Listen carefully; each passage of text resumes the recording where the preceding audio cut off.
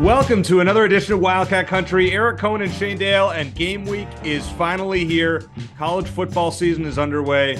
We have waited a long time for this, and it is just so exciting, Shane, that we have such a big show for everybody to listen to. We have Mark May, College Football Hall of Famer, former ESPN analyst, going to break down everything Pac-12, Big 12, Arizona, college football, and everything in between. And then for our pick segment, we're going to have a guest picker, hopefully every week. And this week we start off with a big one. Jonathan Coachman, my coworker with CBS Sports and SportsLine. He has also been on WWE. You've heard him on ESPN. You've heard him in many different areas. And you can find him hosting the show that I am on every Wednesday on the SportsLine YouTube page, The College Football Show, Wednesdays at noon. So big show this week, Shane. I'm just glad it's time. We can talk about games for once. Butt clenching season is back.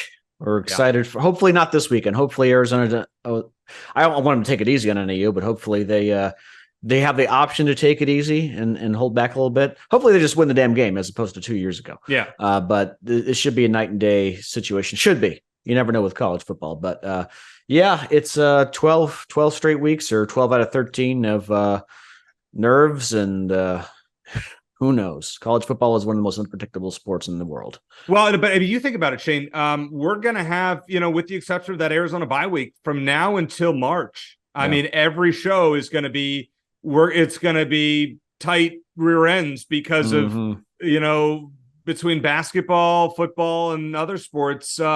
This is the start of it. So get ready, because it's going to be cathartic at times. It's going to be celebratory at times. It's going to be depressing. Who knows? Hopefully not too much hopefully the scales go more toward the positive things like they did last year. We're getting there. I still think, and we already previewed the season, so I won't get into too much. I think year 4 under Jedd Fisch could be very, very good for Arizona in their first year in the Big 12.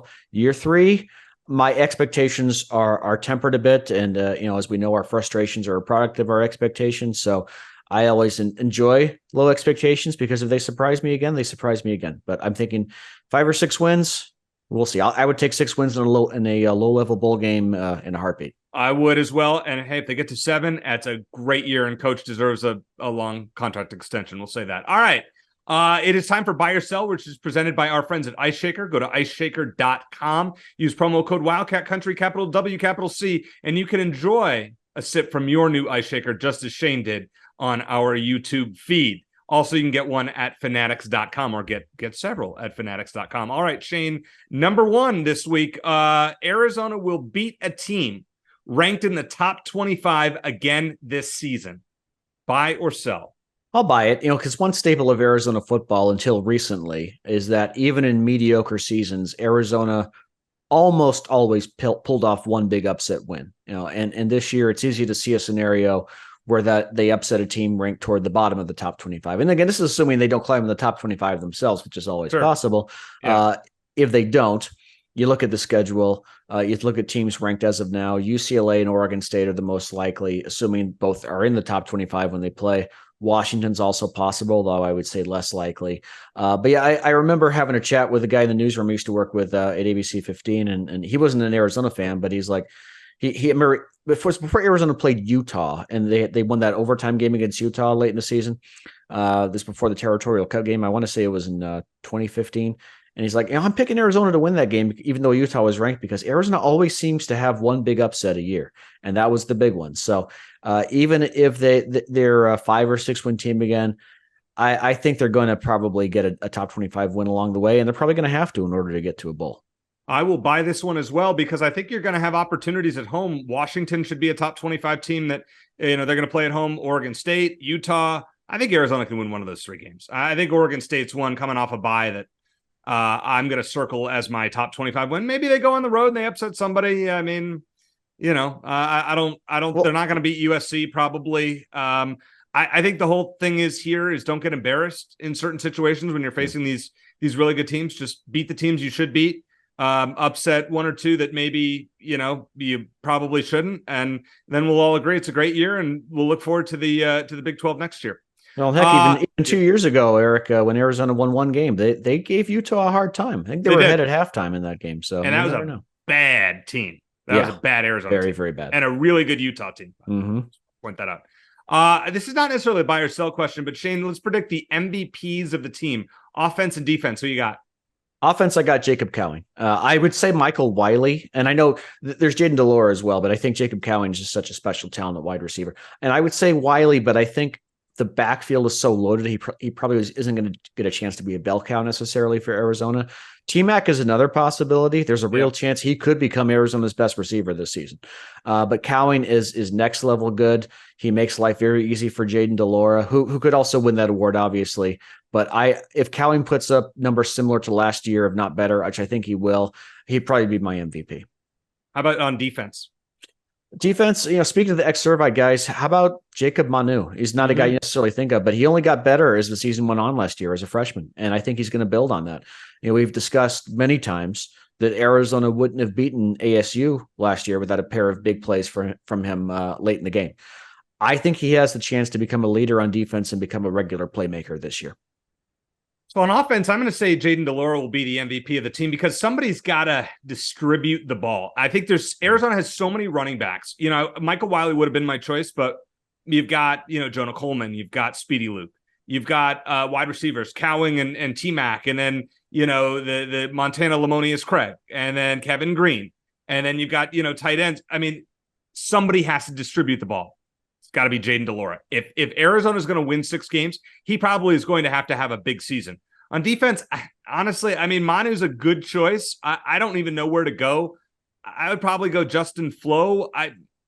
Just because he's the most highly touted player on this defense, and you would hope that he would eventually play to his potential. But honestly, that is an absolute crapshoot, and I have no idea what to predict as far as the defensive MVP. Listen, if they hold teams under 30 points. That might be a defensive unit as far as the whole team's under 30 points. They're going to win more than 5 games. Put it that way. Yeah. I just, we'll see. We'll see. Number 3, it's more interesting to see what the defense looks like in game 1 than the offense. Buy or sell? I'll buy, although I don't know how much we're going to learn from this game against NAU. If Arizona shuts NAU out, the story's going to be, it's only NAU. They did what they were supposed to do. If they give up a few touchdowns, then we'll be concerned. But we know it's going to take a while for the defense to gel. So I don't think we should read too much into whatever happens this weekend, although I'm sure we will anyway, because it's the only football we'll be able to discuss before the Mississippi State game. It's like we always tell ourselves in the NFL, we're not going to overreact to the preseason. And then we always do, because that's all we have to discuss. But yes, I'm interested to see how the defense plays. Who plays and how much they play for sure. I'm hoping the offense will be uninteresting, if that makes sense. I hope that it's going to be predictable. Jaden Delora is going to look sharp against a team that he should. The running game is going to look great. The wide receivers are going to put up big numbers. The offensive line is going to get a push. All of those things. So hopefully the defense is going to be more interesting. I'm going to actually sell this one. I want to see how explosive the offense is this weekend. I don't really, if the defense doesn't give up more than 2 touchdowns, I don't really care. I mean, that's what they should not give up more than 2 touchdowns. No. And we'll make our picks in the last segment when Coach joins us. As far as the offense, I want to see how good this team is. I want to see how great is Jacob Cowing with another year in Arizona system. How great is T-Mac? How great is Montana Lamonius Craig? How about these tight ends? How much does Kean Burnett play? How about the running backs? How does that situation play out? What percentage of the carries does Michael Wiley get versus Coleman versus Speedy Luke versus somebody else? I want to see the offense. Well, and something interesting possibly on the offense as well is if Arizona gets a big lead, and if Jed takes his foot off the gas a little bit, which we'll see. Will we see some of the other quarterbacks? Will we see Noah Fifita get some real playing time? Oh yeah. So again, it won't be that, and I don't want to count our chickens because it's the team Arizona lost to 2 years ago, but this is a different Arizona team and a team that should win comfortably and a team that should be able to play some reserves into the second half and hopefully early in the second half. Number 4, Shane, quite simply, run it up. And I'm talking about the score based on what happened 2 years ago and based on NAU's reactions to it, let's say. Yeah, I'll touch on this during our picks in the last segment, but I guarantee you Jed Fish hasn't forgotten about the way NAU behaved after winning in Tucson 2 years ago. And that had to be at the low for Jed Fish. I mean, we talk about what was rock bottom for Arizona? Was it 70-7 against ASU or was it the NAU game? Well, for Jed Fish, I'm sure it was the NAU game because he wasn't there for 70-7. Right. Yeah. And we know how how personally he takes the ASU rivalry, and he gets it. Everyone loved his tweet from his back to normal tweet from the men's basketball tournament. But yeah, NAU mocked U of A and Jed Fish's then brand new "It's Personal" slogan after that game a couple of years ago.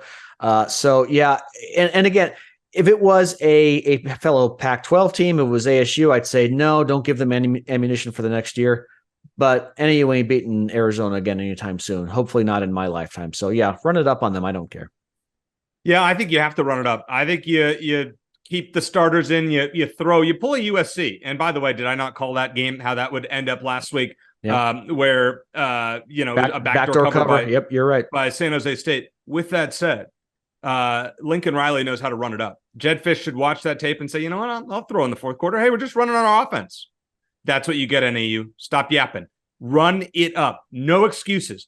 It would be a disappointment if Arizona doesn't win this game by at least 4 touchdowns. Well, here's the thing, too, is Arizona might not even be trying to run it up, but they've got such a explosive backfield that they could just keep running the ball like Arizona did against ASU in 2016 and still score a lot. I mean, what's Arizona supposed to do? Take a knee? So I hope it comes to that, but I still wouldn't mind. I do remember before Jed Fish coached in his first game against ASU, he noted that ASU kept passing late in that game, even though in the game where ASU won by 63 points. So he remembers that. But so does that mean he's not going to do it against NAU if given the opportunity? I don't know, but I think he might. I think he might throw in a necessary pass or two late in a 4 or 5 touchdown game.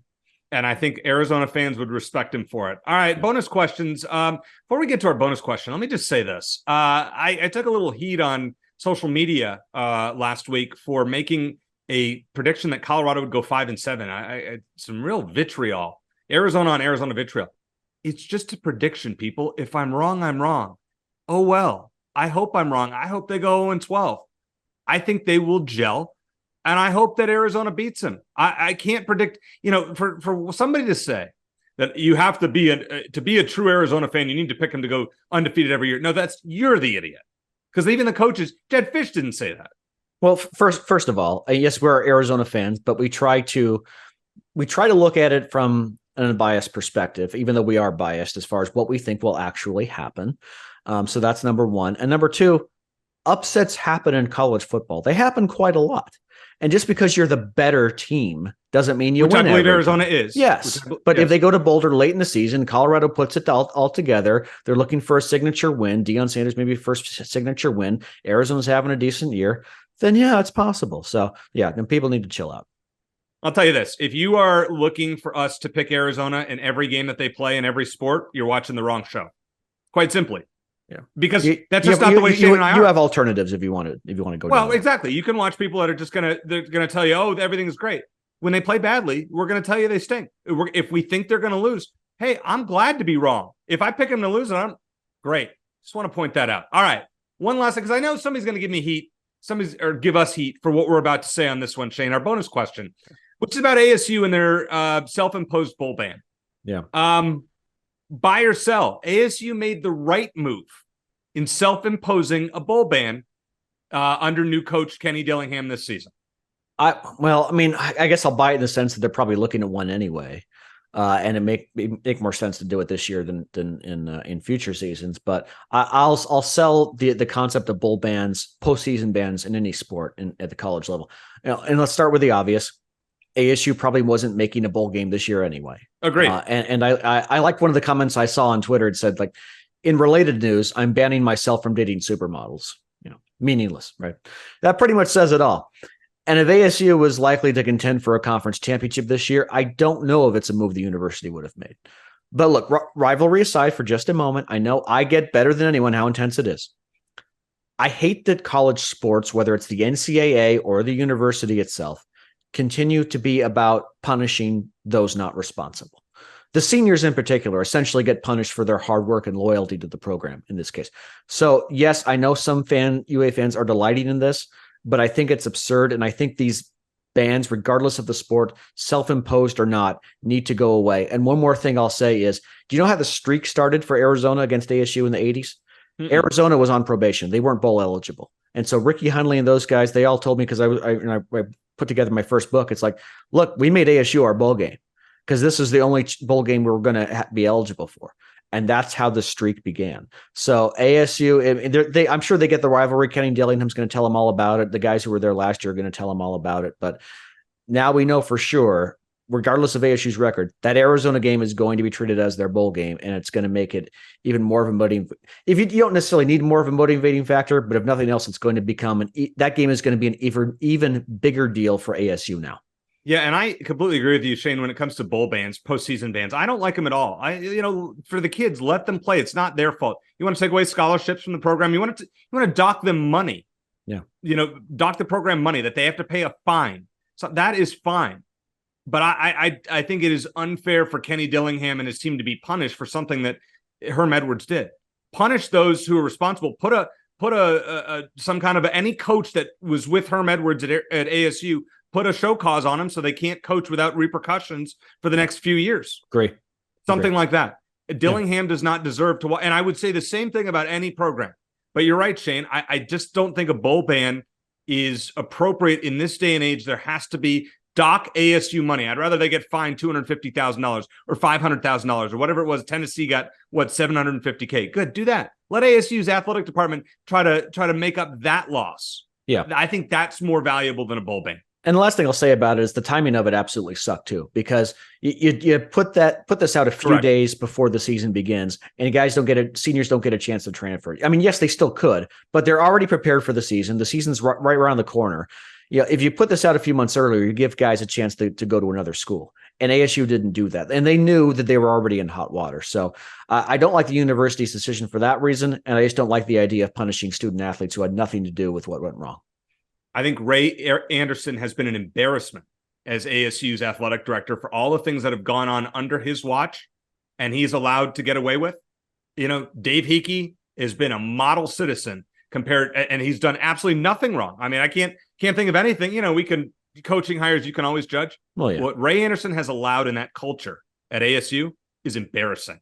He needs to do right by his student athletes and step down. And what's funny is if we just played that clip of what you just said on social media, you get a lot of thumbs up from ASU fans because most of them feel the same way right now. Yeah, and that's exactly it. We're talking take away the harshness of the rivalry. Just look at it. Ray Anderson, what he's allowed to go on under his watch has been a failure. I'll just say that. So it's game week. There's a lot to talk about. Just wanted to weigh in on that because I thought that was important. And I agree, Shane, that you made a great point as well at the end there, that the timing of it was also dreadful. So coming up next, let's talk to Mark May, College Football Hall of Famer, former ESPN analyst, about his thoughts on everything. And then our buddy Jonathan Coachman is going to join us for picks in the final segment here on Wildcat Country.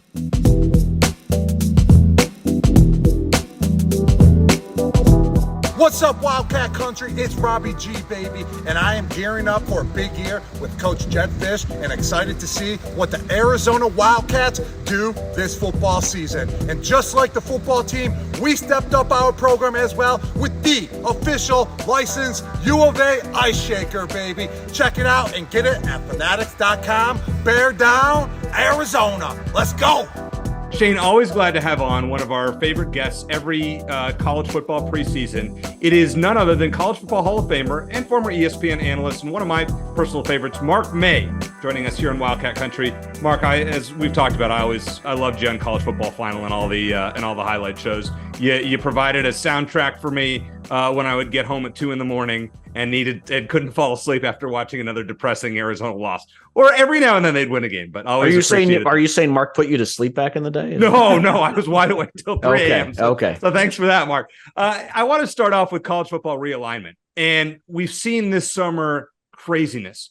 As somebody who is a traditionalist of the game, I would imagine, do you like what you've seen with all of the movement, or do you hate it? I kind of hate it, to tell you the truth, because we're going to miss the rivalries. We're going to miss some of the great matchups that we've been watching over the years and some of the great games that we've been able to follow in every conference. So those are some of the things I'm going to miss. And I know it's all about the money, and that's important. And when you look at it from 30,000 feet, you've got to really look at it for the future. The future of the game is going to be about super conferences, and there's going to be at least 2 and possibly 3 in the future. So we kind of knew this was going to be coming down the pike a few years ago when a couple of the leagues expanded anyway at that time. And now we're looking at it like everybody just jumped in at the fray all at once. And it's like, okay, we got to protect our schools and our conference, but then we've got to go out and get more and get more. And so, the one conference I'm really impressed with was the Big 12, because as soon as their commissioner came in, the first thing he said is, we are open for business. And he attacked it because he saw the future and saw what was coming, and he got ahead of the horse. Yeah, he did. Unlike the Pac-4 now, I guess. Let's talk about the 4 corner schools that are joining the Big 12: Arizona, ASU, Utah, and Colorado. Collectively, how do they fit in football-wise with the Big 12, and who do you think maybe benefits the most from that move? I think they all benefit because you're going to be in a conference where is solidified, and you're not going to be hanging out by yourself like Washington State or an Oregon State looking for a home. And I think they all benefit from it. But looking at all of them, I think when you look at the big picture, I think Colorado's going to be able to recruit a little bit better in Texas because Deion Sanders and all of his contacts in the state of Texas playing for the Cowboys and what he's been able to do there. But I think all the schools are definitely going to benefit down the long road. But it's going to be interesting to see what Utah can do there, because I know one of the things they do is they were solidified in recruiting California and the West Coast. So I wonder how that's going to change their approach to the Big 12 and how they recruit out there. Yeah, and Arizona's done a great job recruiting out in California as well. Recently with Jed Fish and his staff, he brought in a lot of talented guys, especially from what they call Juice County with the Servite High School guys. I made this point a couple of weeks ago to one of our friends, Matt Moreno, who's a recruiting specialist for Arizona in the Pac-12, and asked him, just because Arizona isn't going to play in Southern California anymore, why can't they recruit there anymore? And he mentioned that it's a big deal for recruits to be able to play in front of their families at least once a year. Was that true in your day? And do you think that's still a big deal? Well, back when I played, we didn't have cable television. So you only basically, if you were on ABC, baby, that was the big game. So, right. When Keith Jackson came down from the clouds and Frank Burroughs to call your game, it was the biggest deal in town. So, we didn't have that opportunity when I played college in the 70s. So when you look at it now, it's easy for parents to see their kids play every Saturday because there's always a venue. It's going to be on cable. It's going to be, you can get it on Amazon now. I guess that's what they're looking at. There's so many platforms you can find it where you can watch your children play or your kids play sports, and you'll be able to find it somewhere because these conferences are going to have their own conference package and their own conference broadcasting packages, whether it be on a national level, or whether it be their own, like the Pac-12 network or the SEC network or the Big 12 network or the Big 10 network. They're going to have their own network, so they're going to be there. So there's going to be access to watch your kids play. Mark, when it comes to just all the craziness in college football, if you could spend a day as the commissioner of college football, what is the first change you would make? Get rid of the NCAA. First and foremost, right off the bat. Torch, you're out of here. You're done. You don't benefit college football. You don't benefit college basketball except for the NCAA tournament. Yes, you benefit the Olympic sports, but all you do with major college football is you get in the way. And you're always reactive and not proactive. That would be the first thing I would do. I would level the playing field in recruiting. I would say, hey, you don't need a book of 500 pages to tell you how to recruit in the infractions. Here are 15 infractions. If you go the line, if you toe the line, if you cross the line, I'm going to take 15 scholarships away from you. Plain and simple. That's where we're going to start. After that, it comes down to money. I'm going to do what happened in Tennessee. I'm going to start taking away revenue from you. And once we do that, we're not going to have any cheaters anymore because these are the rules you have to follow. Plain and simple, clear as a bell. If you toe the line, if you cross the line, you're torched. What about the transfer portal? Because I think that's become a really big problem for college football. You can just fill a hole with somebody else's best player because you can pay them enough to come over. I was looking at a team, just as an example, a Kent State team. They had 0 returning starters on offense. They lost their quarterback to UCLA. They lost their running back to somewhere. I mean, their coach went to Colorado as Deion's offensive coordinator. I mean, that's a team it's just not fair. Something has to be done where these guys just can't transfer all over the place, wouldn't you think? You would think, but right now the Pandora's box has been open. So how do you close it?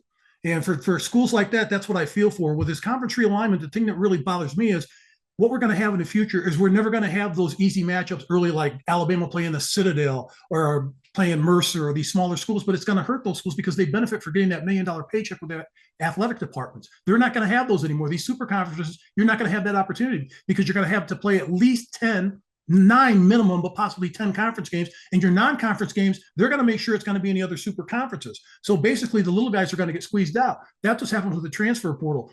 The transfer portal, when I first saw it and read about it and tried to understand it, it was like, okay, so it's the haves and the have-nots already. So it's going to make sure that the have-nots don't have anything at all.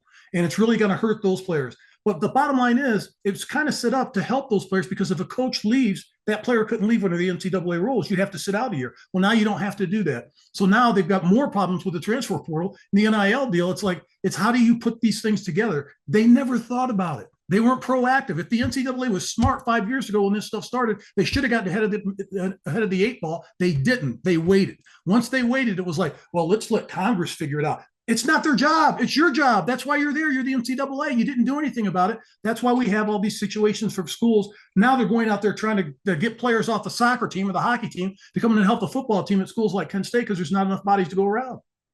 Yeah, Mark, like Eric said, if you were in charge for a day, would you at least limit the transfer portal? Like, if you could wave a magic wand and do anything, like limit it to, like, maybe there's like a coaching change or something like that?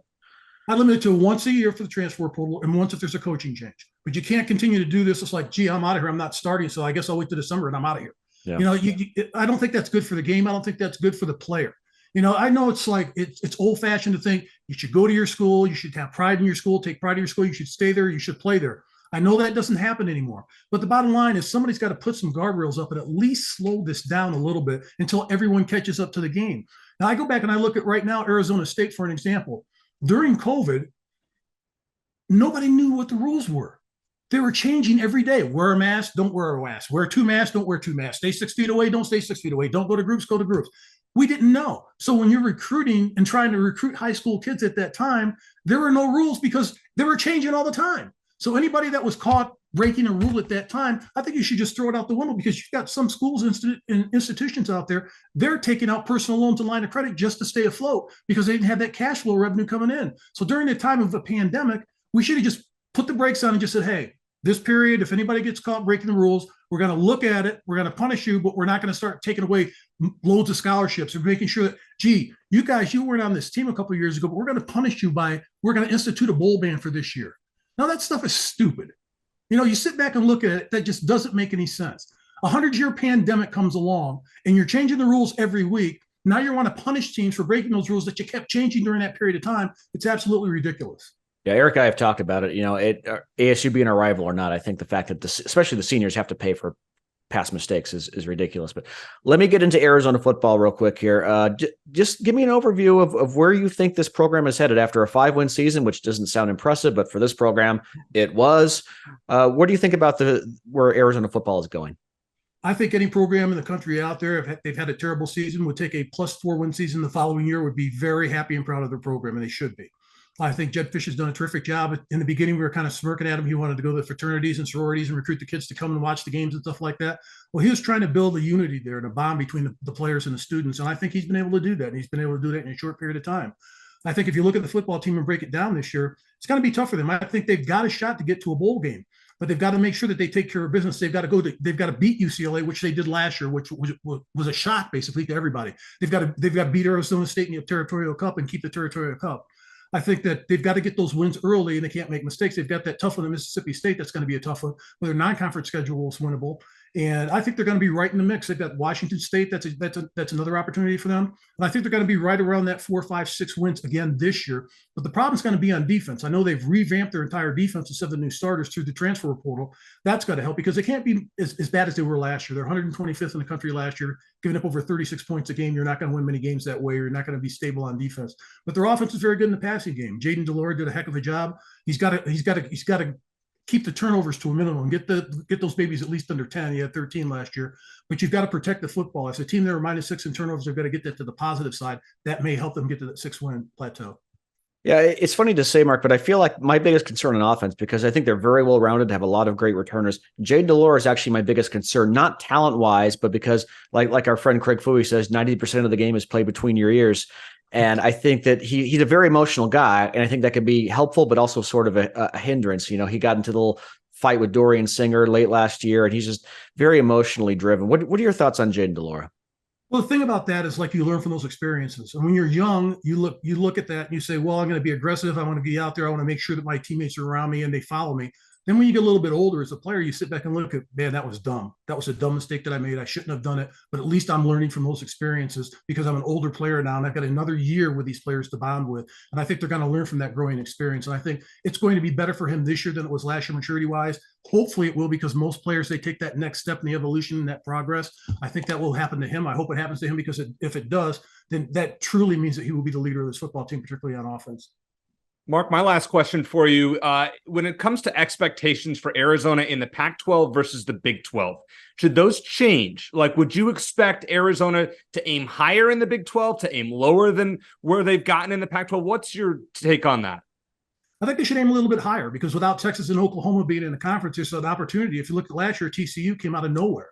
You can do that, particularly in that conference. And I think when you look at that conference in its entirety, you've got Cincinnati and BYU and UCF also joining. There's going to be opportunities there for Arizona to recruit all over the country. You can recruit Florida now, which they probably haven't recruited Florida at all. You can recruit Ohio now, which they probably haven't recruited Ohio. So there's going to be some opportunities where other players in high school are going to have that opportunity to see you play if they're Big 12 fans. So when you look at the conference, I think it's going to be wide open. I think the next couple of years, there's going to be an opportunity for Arizona and Arizona State. If they do it right, they can make a big impact on the conference. Well, we hope so, Mark. Yeah, sorry. I got a couple more for you.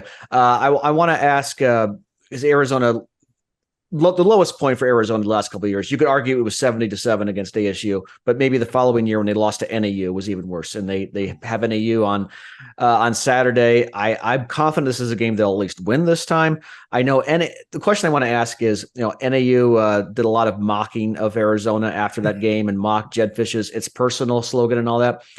As a former player, is that because I know you were part of a big rivalry when you were at Pitt. Do you remember that kind of stuff? And is that something that maybe the guys on the team and the coaching staff will remember as if they get an opportunity to run up the score on Saturday? I tell you what, if I hear a John Denver song today, my teeth still grit and grind, because when we played West Virginia, our head coach, Jackie Sherrill, used to pipe that music into the stadium every day, every practice.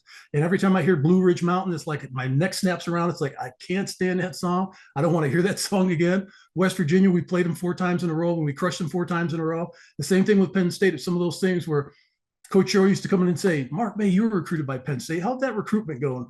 You just sit back and just smile and just say, "Yeah, I remember that." And all the other players in the room from Western Pennsylvania, they had the same experience. That's the reason why they went to Pitt, because they didn't want to go to Penn State, because the way that they treated them at Penn State, it was like, "We're Penn State. You should be fortunate that we're offering you the opportunity to come and play for us." And it was like, "Okay, bye-bye, adios." And with Pittsburgh, it's like, "Hey, we're going to give you every opportunity to play as a freshman. If you're good enough, you're going to play." That's all I needed to hear. Well, I want to chime in 1 second. Yeah. So, Mark, there's a graphic that I've seen her, and I don't remember when the game was played, but Ohio State beat Pitt. It was like 72-0, something like that. Is there such a thing as not when you were there, but after that, is there such a thing as running up the score? Absolutely. There was a game that we played Army, and it probably cost us a major bowl, because we ended up going to the Gator Bowl. We only had 1 loss that year, and we should have been to the Sugar Bowl. We probably should have been to the Orange Bowl, one of the bigger bowls. And what happened is we had our second and third and fourth team in there, and they just kept scoring. And it was like, what are we going to do? We're running the ball in the fourth quarter up like it was like 48-3, and we scored like 3 touchdowns in the fourth quarter, and we were just running the ball. We can't just sit back and take a knee. It was one of those things that we didn't want to, but it just happened that way. The only game that I remember where we ran it up was against West Virginia. It was one of those things where the starters, we didn't want to come out in the fourth quarter, because it was like going to the game. They had the National Guard out because the fans there are throwing rocks and frozen oranges and stuff at the buses and trying to rock the bus. They had to bring the National Guard out to get us from the hotel to the stadium. It was like, okay, game on. So that's it. From that point on, it's like, I want to score every time we have the ball. I don't want to kick any field goals. I don't want to kick any extra points. I want to go for 2. I want to put like 80 points if we can put it on a scoreboard. And that was the mental attitude we had against the Mountaineers. Yeah, and Arizona NAU isn't exactly Arizona ASU, but certainly I got to think some folks are thinking payback from a couple of years ago. Last question. Better because Fu went up there and interviewed the coach and some of the players, and they think they've got a lot of transfers, and they think they're a sleeping giant in their conference. They think they've got a shot at you again. We'll see. I know. I'm just. No, I got you. I got you. Well, and if they go behind 7 or 14-0, I wouldn't be shocked, because that's just Arizona football. Last question for you, Mark. Give me your final Pac-12 champion, or at least the Pac-12 as we know it, and then your national champion for this year. I think USC is going to be able to do it, even though against San Jose State the other day, their defense didn't play as well as they wanted them to play with all the transfers, but their offense, they're just going to continue to outscore everybody. If they can do that, they've got a shot to be in the playoff. I also like Michigan. I think Michigan's really good this year. They're very deep on both sides of the ball. They've got a great running back in Blake Corum. Their quarterback's done a terrific job. I think when you look at Jim Harbaugh, he's got to make a mockery of the suspension. He's like, well, you coach the first half, you're defensive coordinator, you take the second half. He's making the NCAA look foolish doing this because they're going to crush their first three opponents anyway. I think when you look down south, everybody's on Georgia and Alabama. I think Georgia may take a step back a little bit this year. You look at Alabama, they just don't lose games like they did last year. They lose maybe one of those games to Auburn every couple of years or Ole Miss. Last year, they lost to Tennessee and LSU in the same year. That doesn't happen. And they should have lost to Texas. They beat Texas by a point because of Bryce Young. And they still haven't named a starting quarterback yet. So down there, I look at LSU. LSU won the West last year. Why can't LSU with Jaden Daniels come back this year with more experience and better players and better depth and win the SEC? I think they've got a great shot in that. And if you want a wild card in this situation, nobody's talking about Clemson. They've got their quarterback back. They've got a new offensive coordinator. And I really think that this year Dabo's going to do it because they've got finally their quarterback position is settled. Their defense is always going to be rocking. They've got experience on the outside, a great running game, good offensive line. I think Dabo's kind of sleeping right now. Everybody's talking about FSU, but they get FSU at home. They get Notre Dame at home. And basically, when you look at their schedule, they've got a good chance to run the table. They'll probably play Florida State twice for the ACC championship. I think they may be the fourth team in there, but I like Michigan to win it all. Just because of the depth that they have. Jim Harbaugh came out and stated, I've got 15 players on this roster that should be drafted.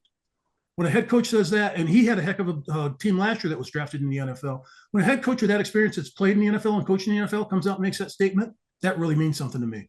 And I know all the Ohio State people are all ticked off because of my preseason poll. I had them like 11. It's like, you know what?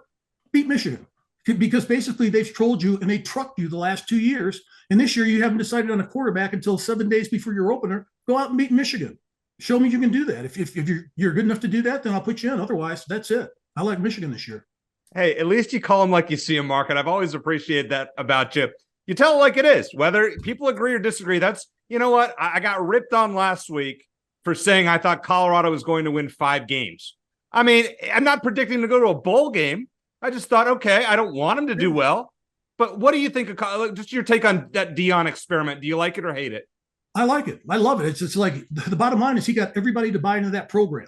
I mean, look at all the hype right now. Even though they're probably going to get run over in the first game by TCU, most likely they're like 20-point dogs or something like that. But look at all the hype around Colorado. Every time you turn on the Fox channel, all of a sudden they're pumping Deion Sanders, pumping. That's hundreds of thousands, millions of dollars in recruiting advertisement for nothing. And Deion's got to be loving it because every recruit in high school is saying, man, they've got something going on in Colorado. Look at this. Every time I turn on Fox Sports, there's Colorado. They're doing these Colorado promos. So I think they'll probably win 4 or 5 games because they can't be any worse than they were last year. And they revamped the entire team. It's like there's 15% of the team that's remaining from last year. Well, when you're as bad as you were last year, you need to clean house and get rid of everybody. And he did that. So we'll find out how good they're going to be. But I think they'll win 4 or 5 games this year. College Football Hall of Famer Mark May, one of my favorite analysts. Thank you again for joining us for our annual discussion on college football, and I'm sure we'll talk to you again soon. I can't believe it, guys. You didn't give me the love. I'm wearing my Wildcat red today, just as long as you guys. So proud, Mark. Say we're matching. Didn't even give me my props. I'm so proud. So proud.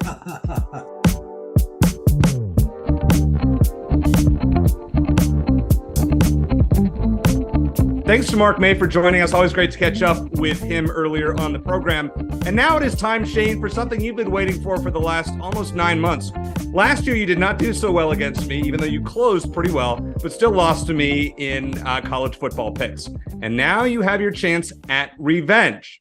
But this time, we're going to do it with a twist. Every week, we're going to bring on a special guest to pick against Shane and I. And this week's guest, you can't get more special than this. It's somebody that if you have watched sports over the last, let's say, 25 years, you have to know who he is. He was on WWE. He was on ESPN. He's on the PFL. He does the PGA Tour, and he is the face of sports betting for CBS Sports. He is none other than my colleague and mentor, Jonathan Coachman. Coach, thank you so much for joining Shane and I on Wildcat Country. How was that intro? Whoa. Colleague and mentor? Colleague and mentor?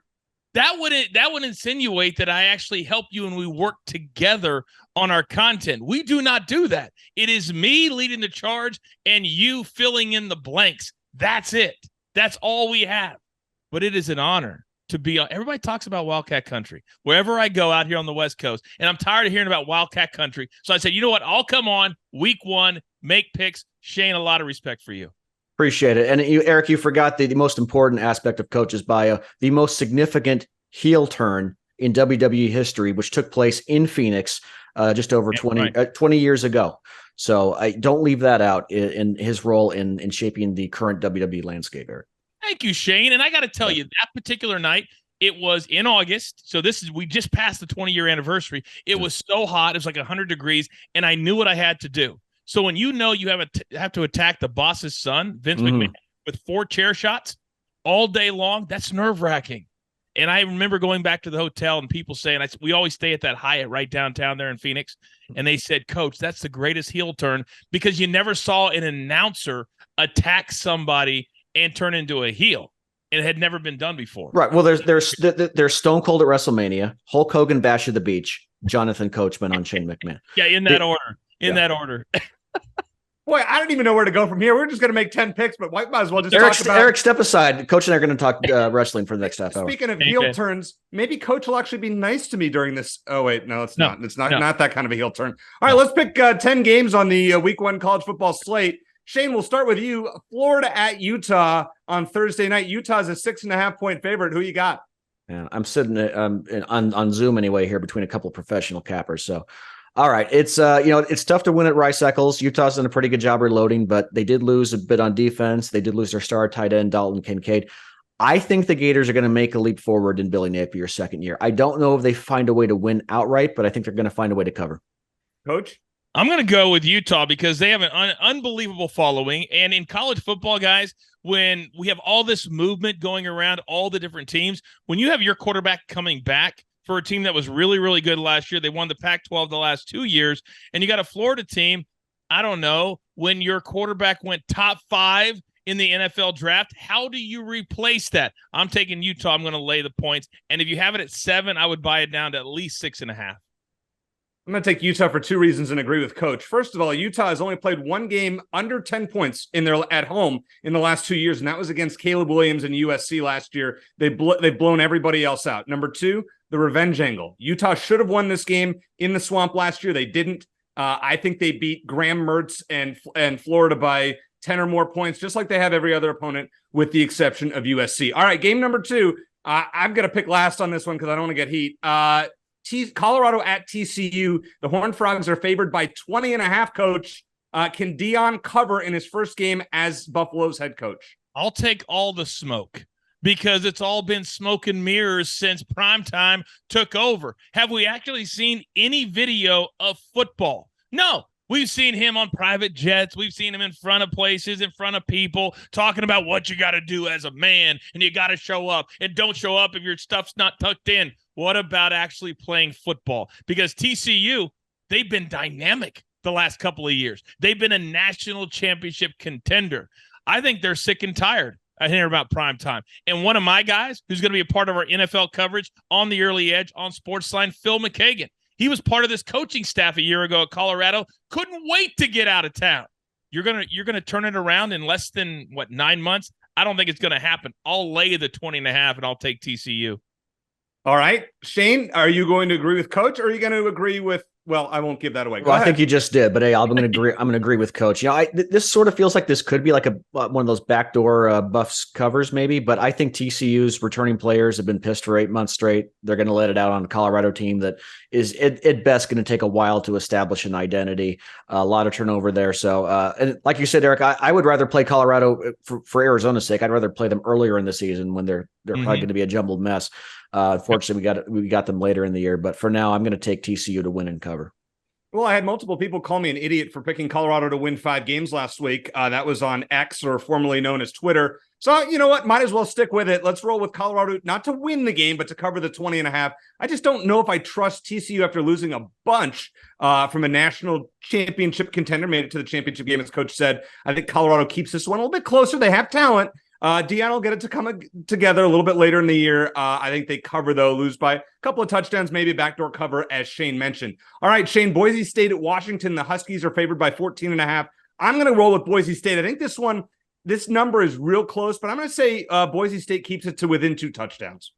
Yeah, like we talked about last week, I really like Washington this year. I know they lost their star running back. I think they'll have enough to cover over Boise State at home. I think Michael Penix's potential Heisman run starts out strong, and they find a way to cover. Coach, where is this game being played at, EC? It's in Seattle. It's in Seattle. That's where Washington plays, correct? That's correct. Right, so they're going to have the home crowd backing their Heisman Trophy candidate, which they haven't had for a minute. Am I right, EC?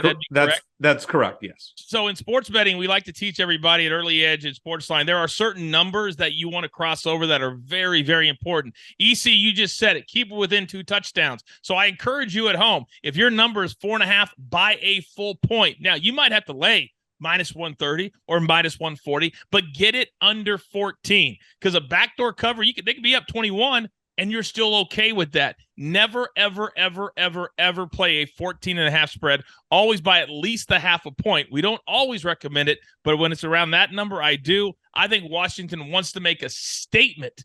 I'm going to lay the 14 or the 13.5, depending on the price.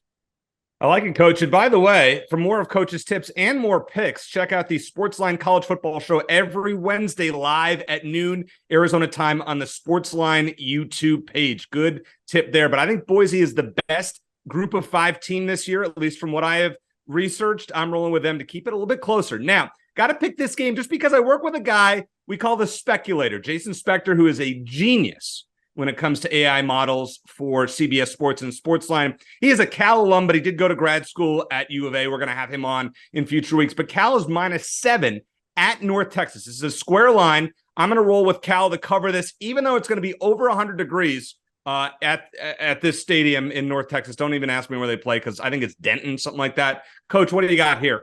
If you're driving down I-35, I like to tell myself or tell the fans at home, I'm the most prepared person in the world. You don't know where North Texas is? If you drive I-35, right on the side of the road is their big stadium. It's green everywhere.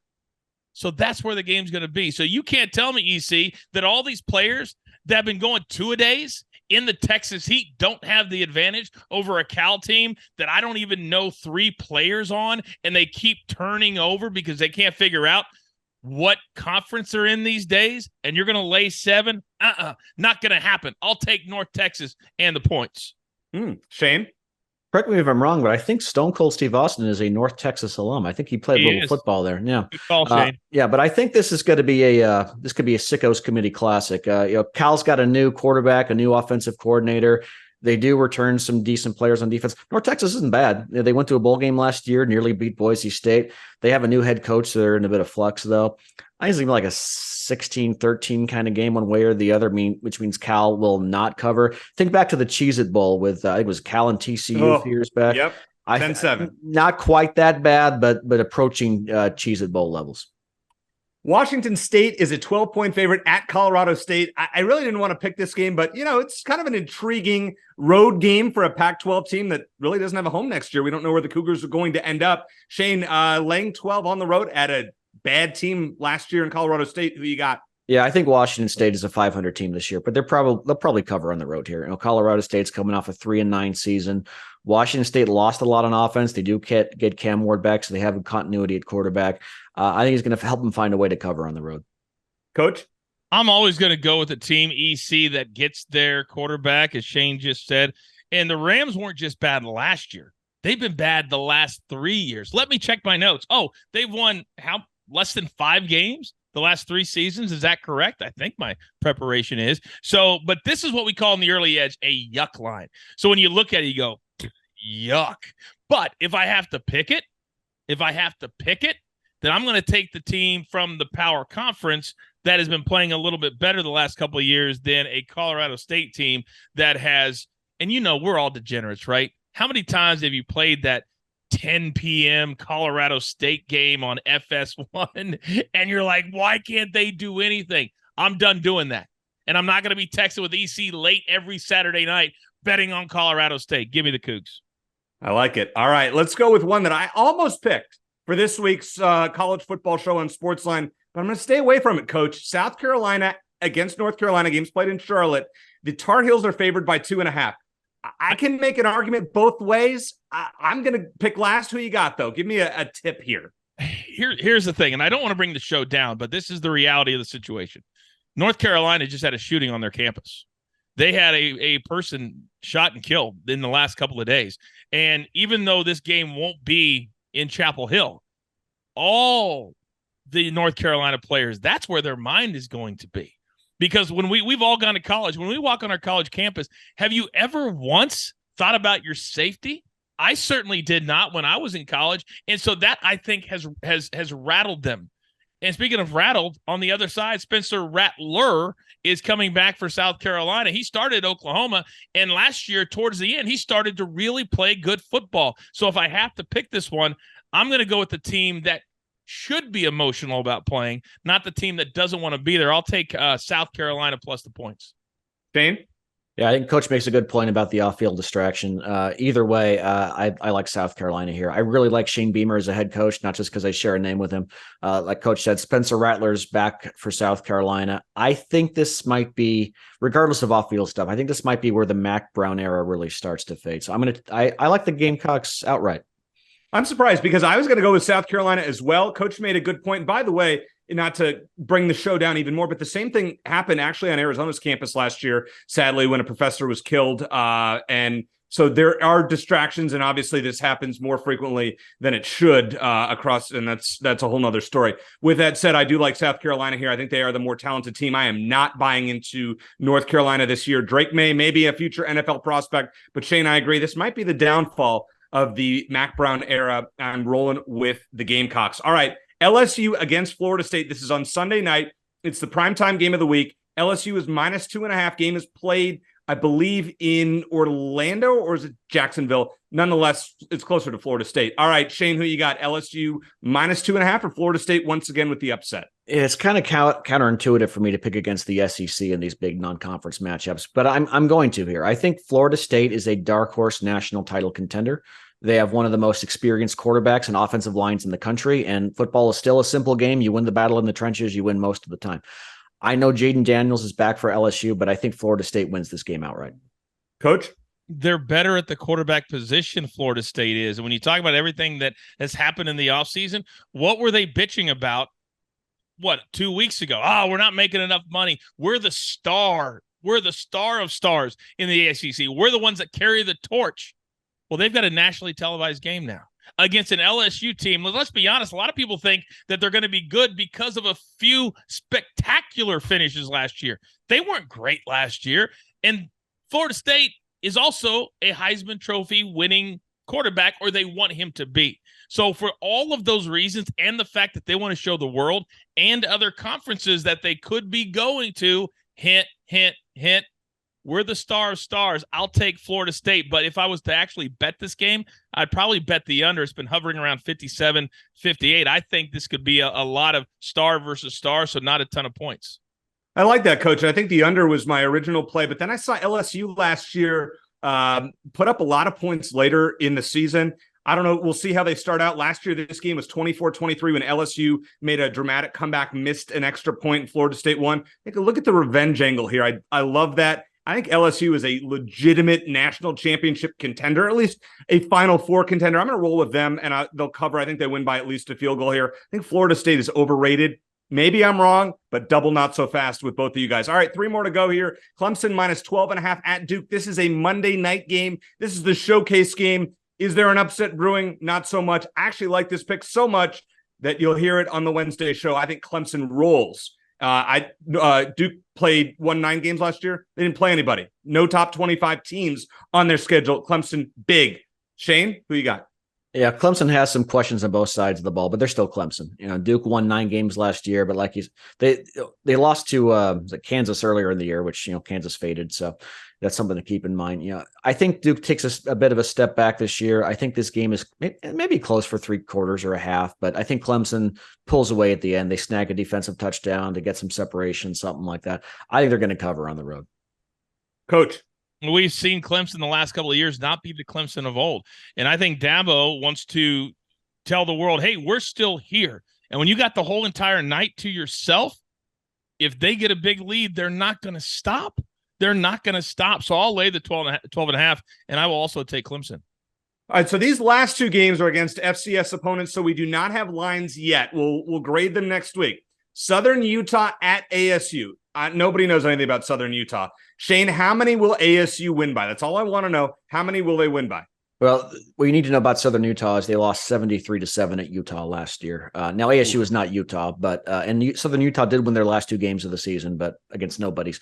I think ASU, as much of a mess they're going to be early in the season, they're going to win easily. Say 41-14 Sun Devils. Okay. Coach, how many does ASU win by in this matchup? That's exactly kind of the ballpark I had. I was thinking 48-17. So I'll say they win by 31. Okay. That makes sense. And finally, on to the revenge game from 2 years ago. So, Coach, I don't know if you realize this, but in Jed Fish's first year, NAU defeated Arizona 21-19. It was one of the most painful football games I have ever sat through in person. Of the 185 that I've attended in person, that was arguably the worst. And now it is payback time. NAU's coaches were yapping after the game. We're the real school in Arizona. But no, you're not. Look what Arizona has done in the last 2 years, and look where NAU has been. All right, Coach, how many does Arizona win by, assuming you actually are picking them this week? Assuming that they even care about anything that you just said the last 30 seconds, they should blow them out by 50. I don't think they do care. So I'll say conservatively, I'll say they win by 26. Okay. Shane, all right, let's get a score prediction from you on this particular matchup. All right. Well, real quick story. The night after Coach turned heel at SummerSlam, WWE was in Tucson, where I was that night. And I remember, I don't remember all the details, but I think it was Christian presented Coach with some sort of like a best announcer award or something like that. And you were employee of the month. Employee of the month. Excuse me. Yeah. And so, of course, JR and Jerry Lawler were sitting back there and annoyed. And then Jerry gets on the mic with Stone Cold Steve Austin's out there as well, trying to officiate everything. And Jerry Lawler gets on the mic and says, if Coach thinks I'm such a joke, why don't I come up there and stick that little award in that only place in Arizona that the sun doesn't shine? All this to say that I think Arizona's going to stick it where the sun doesn't shine to NAU, because I do think they care about what happened 2 years ago. Jed Fish's motto is it's personal. And I think what we've seen, Eric, about he gets the ASU rivalry, needling them on Twitter or X or Elon's toy, whatever we call it now. I think they are going to try to run up the score. Now, the defense is still a work in progress, so I think NAU is going to get a couple touchdowns, but I'm going to say Arizona 52, NAU 17. Wow. All right, Shane, I like it. You're going with a big blowout, and so am I. It's time to run it up. And I hope Jed Fish realizes it. Sometimes you need to teach teams a lesson. NAU is not very good. Arizona should be a bowl team, as Shane and I had discussed earlier in the show and last week. I am rolling with the Wildcats 48, the Lumberjacks 10. There will be no upset this week, and I'll be getting home early to Scottsdale after that one because I'm not staying 4 quarters in a 48-10 blowout. Just saying. So I want to thank Mark May for joining us earlier in the program. And Coach, thank you for making your Wildcat Country debut. For Shane Dale, I'm Eric Cohen. Thanks for listening. And as always, bear down.